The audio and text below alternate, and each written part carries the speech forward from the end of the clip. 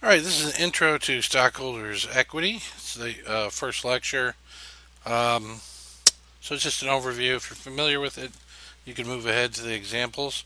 In order to follow this lecture, you'll need the lecture note PDF. Let's get this to full screen. Um, all right, so this chapter on stockholders' equity, it's kind of a mixed bag. Covers obviously all things related to stockholders' equity, but there are several different types of transactions.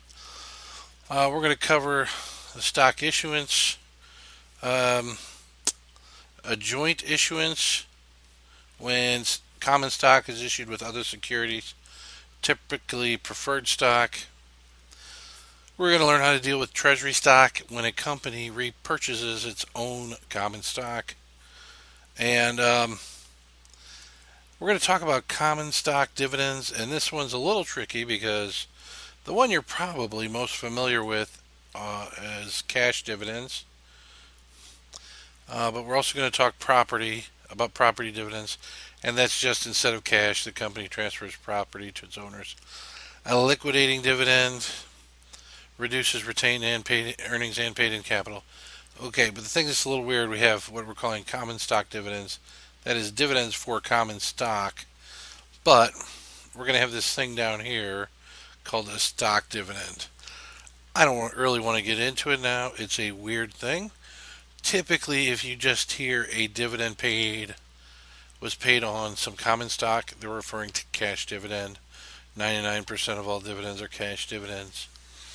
Um, but you're going to learn about these other three types of dividends: property, liquidating, and stock dividends. We're going to get into a little bit preferred dividends. So, how do we calculate preferred dividends? Preferred stock, once again, is another type of stock, but it doesn't have voting rights. It is like common stock in that it's patient capital. It can't demand payment, but rather gets dividends when they're available. Unlike debt, if you're a debt holder, you can say you owe me the interest, you have to pay me. If not, you go to court.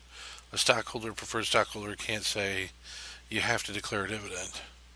Now, if there's a dividend declared, you're entitled to it, but you can't force the dividend. And finally, we're going to talk about stock splits. So, yeah, that's the overview. Excuse me, whoops. That's the overview, and next what we're going to do is start with stock issuances.